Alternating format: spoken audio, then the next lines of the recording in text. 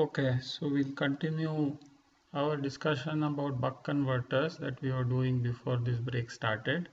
And for the next few classes, we'll continue various aspects of the block diagram that we were discussing. So we start here. This is the block diagram we were looking at. And this in the dashed line is the basic buck converter that you've already designed in Spice. And we had discussed that we use feedback, which is from here, and a gain of 100 amplifier and a comparator and an oscillator to create an output voltage that is independent of various process and temperature variations. It also provides the ability to change the output voltage, as we shall see, because we have this R1 and R2 and we are feeding back the voltage which is VF, which is our divider between R1 and R2. So let us look at that now. Or before that, we look at the gain of 100 amplifier. So the gain of 100 amplifier is simply a difference amplifier with R4 and R3 in both the legs of the input. And if we make R4 by R3 equal to 100, then the gain of this amplifier will be 100. So this is what we substitute in the block diagram, and what is this circuit. So here we have replaced the gain of 100 amplifier with an actual difference amplifier. So what is happening now is that the voltage from that voltage divider R1 and R2 is fed back as an input to this gain of 100 amplifier. But there's a problem with this circuit. Can you see the problem? How would R1 and R2 affect the gain of this amplifier? Because we have R1, R2 here, and we actually have a V out which is getting divided and fed to the input of the gain of 100 amplifier. You think about this. This actually doesn't work. In fact, as a small homework, you calculate the gain of this amplifier. Let us say the output is VO and the input is perhaps VF. So you find the gain from VF. No, you find the gain from V out. Find the gain from V out to VO. See what you get.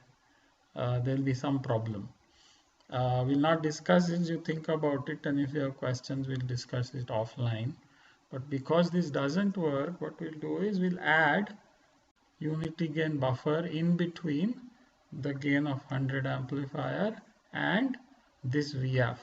So we add this unity gain buffer so that now the VF that is coming back is separated from the input of the gain of 100 amplifier. So this, we've discussed a unity gain buffer last semester, so I'm not going to discuss it here. But this will solve the problem that was present in the circuit without it. So this is the circuit now we have. This is in fact the final, well, no, not the final circuit. We'll slowly come to the final circuit. But anyway, this is what we have right now. Now let's quickly look at the relationship between V out and VF. So because of the feedback loop, and we discussed this in the last class also, and also last semester, that if an amplifier has a gain of 100, then the input voltages, one of the input voltages is 1.2 volts, the other is VF. The difference between the input voltages will be very small, and we had discussed this at length last semester. If the gain is 100, then the difference will be about 1%. So let's for now assume that VF is about equal to 1.2 volts. It may be a little bit here and there. So now if you look at that our block diagram, then by voltage division we can write that VF is equal to V out into R2 by R1 plus R2, and we rewrite this for V out. So we'll get V out equal to 1 plus R2 by R1 into Vf. And Vf is 1.2 volts because of this negative feedback. And so we get V out equal to 1 plus R2 by R1 into 1.2 volts. So now, just by changing R2 or R1 or both, we can get different values or design for different values of V out, keeping everything else constant. You remember we had discussed this briefly in the last class that one way of changing V out is to change the duty cycle of the waveform, that is switching the switch on and off. But there are problems with that because of temperature, and changing duty cycles is not at all trivial for oscillators. Just changing resistors is far more trivial. So this circuit allows us to change the output voltage just by changing two resistances, and we can get all different values of DC output voltages for this circuit simply by varying R2 and R1, or just one of them. In fact, we keep one constant and we vary the other, and we get a whole range. So you are supposed to design your circuit for voltages varying from 2 to 9 volts, and you will do that by basically varying R2, keeping R1 constant, or vice versa. I don't remember which one. So one of them. Okay, so that is that. Now the next thing we need to think about, going to choose appropriate op-amp and comparator for our circuit. So there are ideal op-amps and ideal comparators, but as I had said, you need to use commercially available op-amp and comparator. So in order to determine what op-amp and comparator we need to use, we have to learn what are the requirements of this op-amp and comparator for our circuit. And that to do that we need two things. We are going to study two things. One is we have to learn some basic feedback theory, which we'll start with now. And the next thing we'll learn is the voltage is needed for obtaining the desired control. I'll come to that later. Let us start with basic feedback theory. So feedback, of course, is something that is used in a large number of engineering systems, not only electronic, but also chemical, mechanical, metallurgical, everything. All engineering systems require feedback. Robotics, of course, uses feedback all the time. And the first thing that one learns in feedback theory is the basic feedback loop, which we'll do now. So this, on the top, this is the basic feedback loop. So for our purposes, A is the amplifier, let us say an op-amp. It has an input and the output. Let us say the input is Xi, then the output XO will be some A times Xi, where A is a very large gain. Then that output is taken, and some fraction of the output, beta, and beta is always less than 1, is fed back to the input, which means that if Xs is our actual input, then this voltage, which is the fed back voltage, which is beta times XO, is subtracted from the input voltage to be fed to the amplifier. So Xi is equal to Xs minus Xf. Xf is beta XO, and so we get XO equal to AXIS. So this is a basic feedback loop that all feedback systems in all engineering applications use. Let's go through the equations. So we say XO is equal to AXI, and Xi is equal to Xs minus Xf, and Xf is equal to beta XO. So we get this, and then we take the A beta XO on the other side. So we get XO plus A beta XO equal to AXS, and then we get XO over XS equal to A over 1 plus A beta.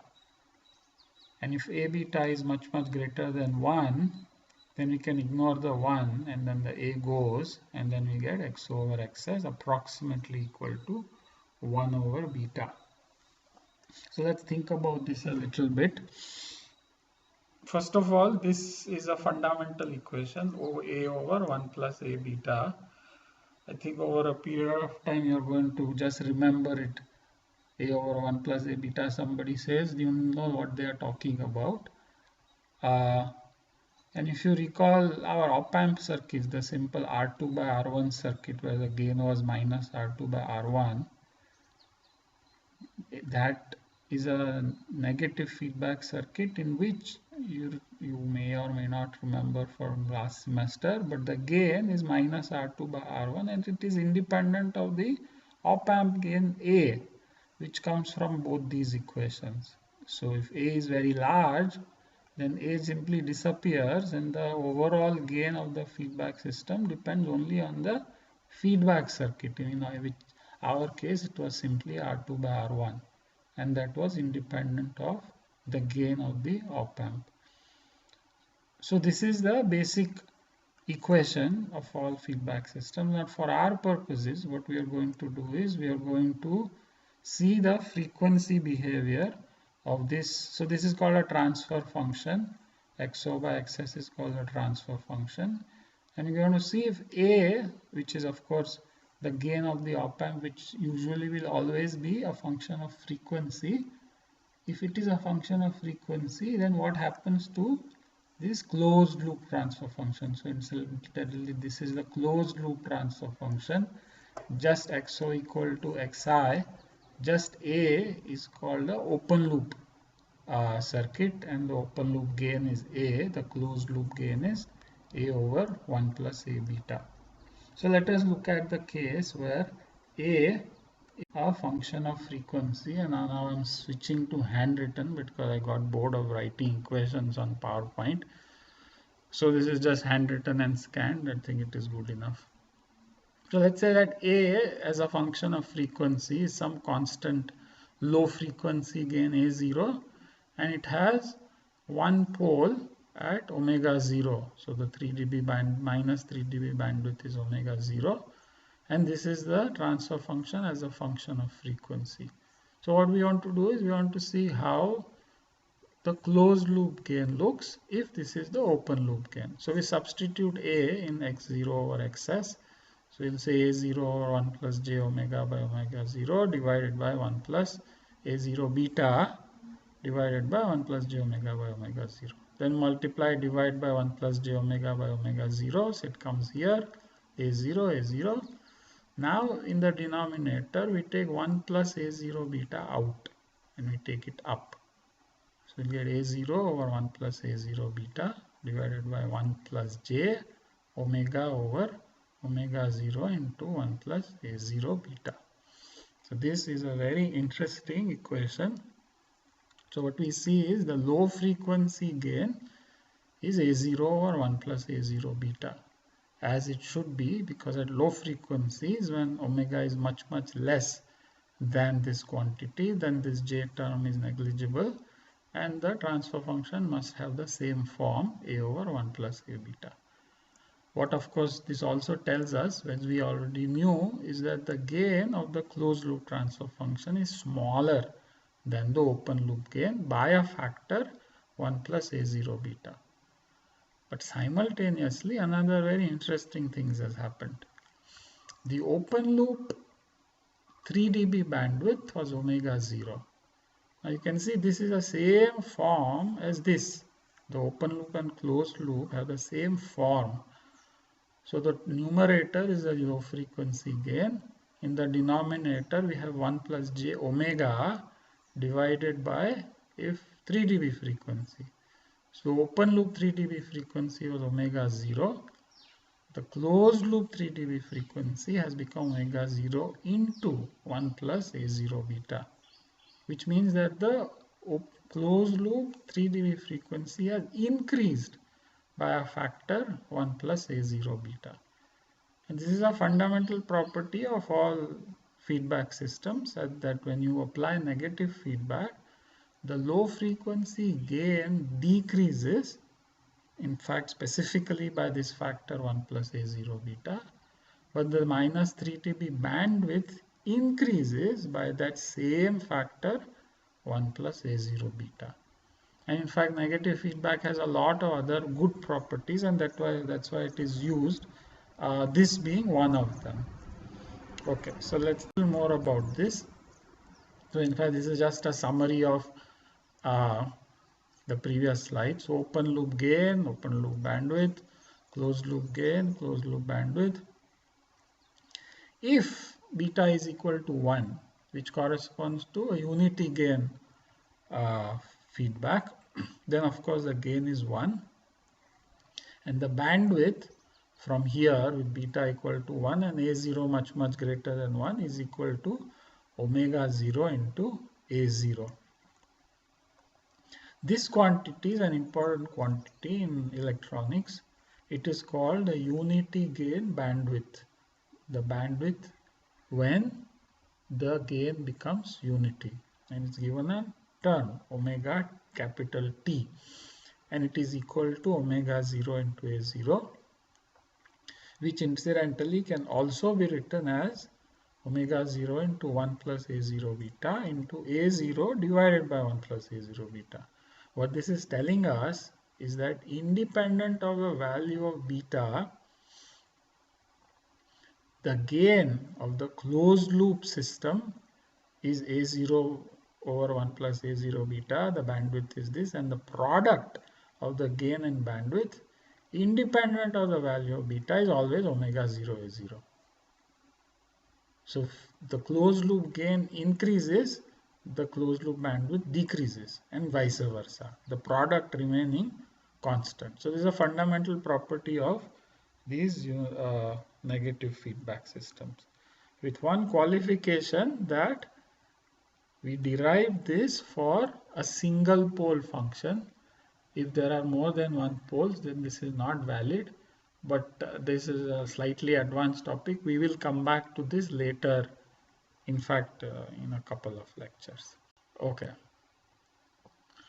Okay, with all this, for the amplifier that you are using in the buck converter, the closed loop gain is 100. The closed loop bandwidth you need for this op-amp to function properly must be at least 2 pi times the switching frequency you are using in your oscillator. The op-amp must continue to function properly for this switching frequency. Its gain should not start falling off at the switching frequency, which means that the closed loop bandwidth of your amplifier must be at least 2 pi times FSW, which is of course this quantity is given to you. What that means is that the product of the gain and the bandwidth, the closed loop gain and the closed loop bandwidth, must be 100 times 2 pi times FSW, and that as we saw in the previous slide must equal the unity gain bandwidth or the gain bandwidth product. And so you get this relation. The unity gain bandwidth of the op-amp that you need to use in the buck converter circuit must be at least equal to the switching frequency times 100. So this is one criterion or the specification you will use to find your op-amp. So for example, if your switching frequency is 70 kilohertz, then your unity gain frequency must be 70 times 100, 7 megahertz. 7 megahertz must be your unity gain frequency. So when you search for your op-amp, which you will have to do on your circuit simulator or wherever, you need to find an op-amp that has a unity gain frequency of 7 megahertz. And usually all op-amp specifications will give you the unity gain frequency of the op-amp. So for example, for the 741, the unity gain frequency is 1 megahertz. So you will not be able to use the 741 for your application. You'll have to find something else. There is of course another thing that we need to look at, which was that voltage. But I'm going to try and keep these lectures short. So I'm going to stop here, and I'll do another one where we'll pick up where I'm stopping today. So for now, I'm stopping.